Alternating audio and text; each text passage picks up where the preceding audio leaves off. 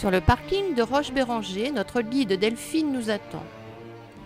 Pas assez de neige pour chausser les raquettes, hein. C'est donc crampons aux pieds que nous cheminerons sur un sentier verglacé et que nous admirerons les sommets du Vercors.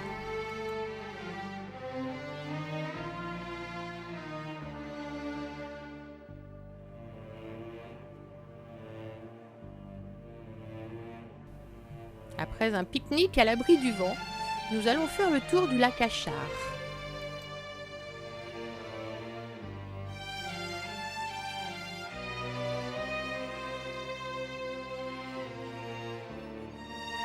Mosaïque, arabesque, contre-jour, quelle est belle l'œuvre de la nature.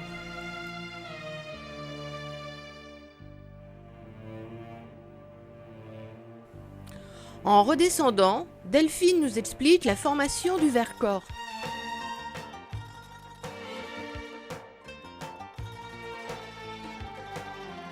Arrivés au foyer de ski de fond, les gourmands se font plaisir.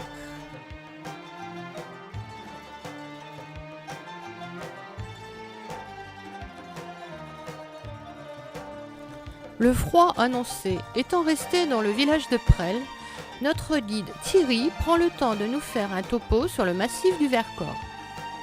En suivant les nombreuses traces d'animaux dans cette neige un peu lourde, nous découvrons le massif central et le Pilat. Face au Grand Vémont, Muriel nous fait le saut du lièvre.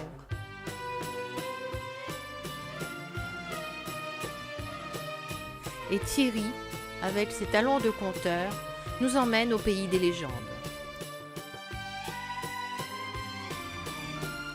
À peine accessible au flanc de la montagne, nous allons à la Lunette, où Pierrot, amoureux fou de Margot, se cachait pour l'attendre.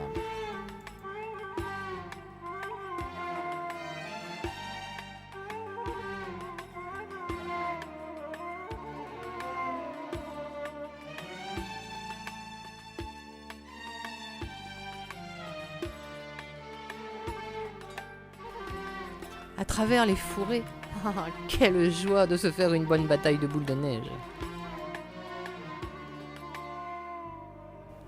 Mais attention à ne pas détruire les joyaux de Dame Nature. C'est avec l'impression d'être redevenus de grands enfants que nous avons savouré notre chocolat. Alerte orange, avis de tempête, hein. Tel est le programme météo de ce week-end en Auvergne. Stéphane nous accueille à Besse, surpris de la moyenne d'âge, pour une MJC, et nous conduit directement à notre refuge Volcaflore, vu la violence du vent. Isabelle et Hervé nous accueillent avec un bon feu et l'ambiance reste chaude.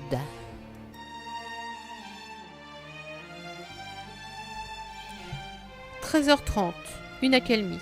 Stéphane nous donne rendez-vous à Super-Besse.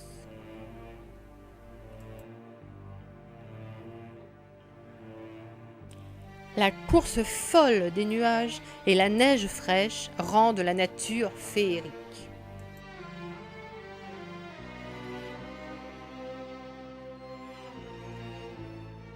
Les rochers, balayés par les bourrasques, semblaient des pierres précieuses émergeant d'un linceul immaculé.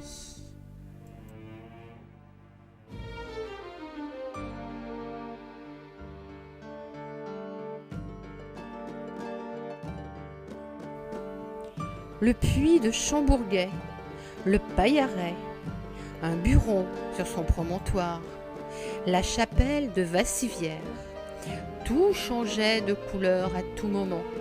C'était un véritable festival de lumière.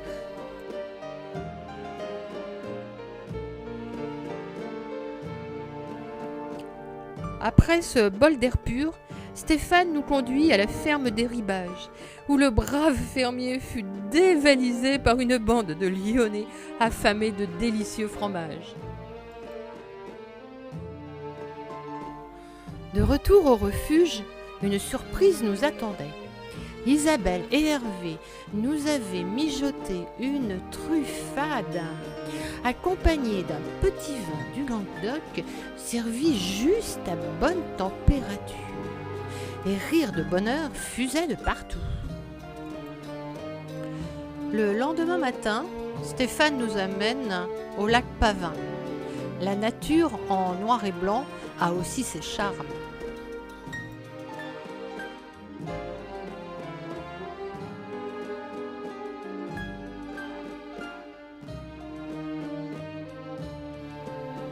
En remontant du cratère du puits de Montchal, tout le monde apprécie de pouvoir se mettre à l'abri.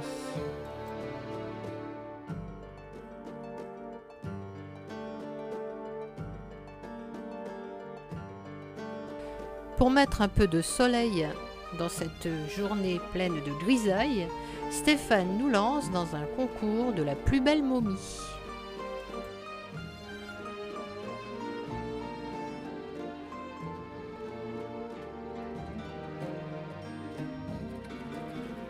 Et c'est reparti pour une bonne lutte avec le vent, avant de faire un tour de passe-passe avec les barbelés.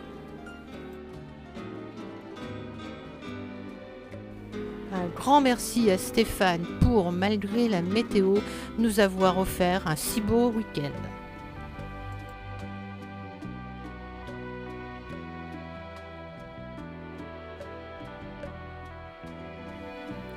En partant du Grand Échaillon et en traversant les bois de Rucla, nous voici au-dessus de la majestueuse abbaye de Léoncelle, avec dans le fond la vallée du Rhône.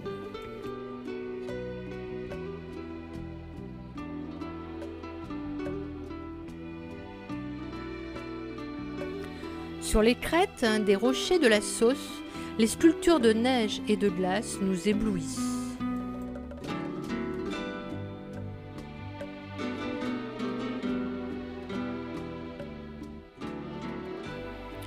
Le roc de Touleau, le plateau d'Ambel, la grande moucherotte s'offrent majestueux à nos yeux.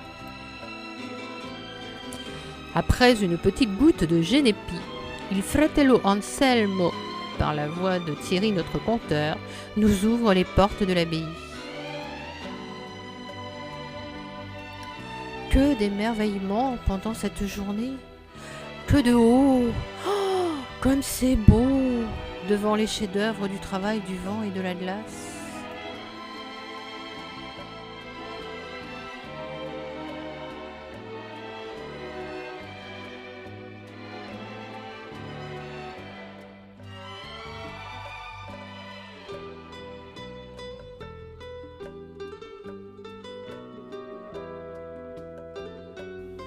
Au col de la Bataille, il faut se rendre à l'évidence.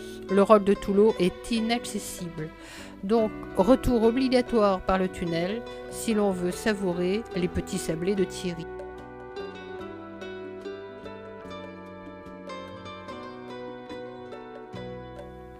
Incroyable mais vrai, à 9h30, le soleil illumine le village d'Autran et une fine couche de neige nous permet de chausser les raquettes.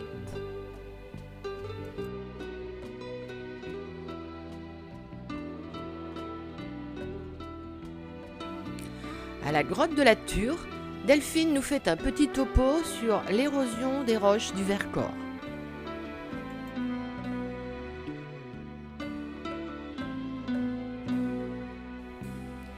Au fur et à mesure que nous cheminons, le soleil se voile et nous avons à peine le temps d'avoir un aperçu sur le Grand Vémont et la silhouette de la Chartreuse. Sur le lieu du crash du Lancaster de la RAF en 1944, nous dégustons en toute hâte le petit vin de Jean-Marie et le vrai café de Delphine. La tempête de neige se déchaîne, le pas de la clé est inenvisageable. Par le lieu dit Le Cyclone et le refuge de Gèves, nous nous hâtons de rejoindre le hameau du Bois de Dessus.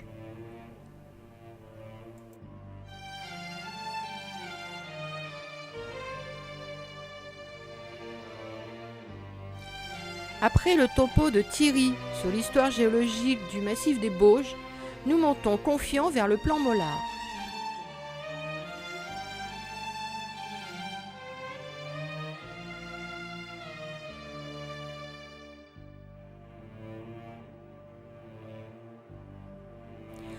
Au chalet d'Allan, à 1650 mètres d'altitude, nous décidons de stopper l'ascension et de dresser la table.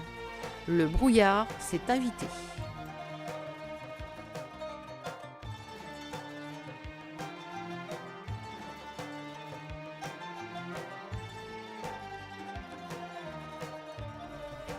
L'expérience agréable d'un pique-nique partagé, repas paisible des chamois observés à la lunette, l'histoire inquiétante du petit Pierre et de sa famille nous ont fait oublier notre déconvenue.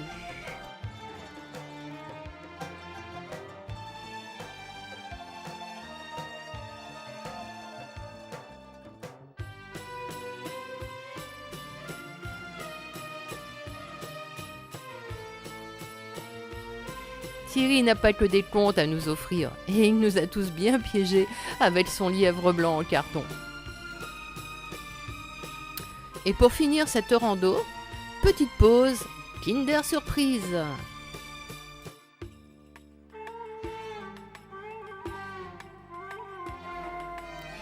C'est face à l'Arc à l'eau que nous clôturons cette saison avec gâteau et bière de pays.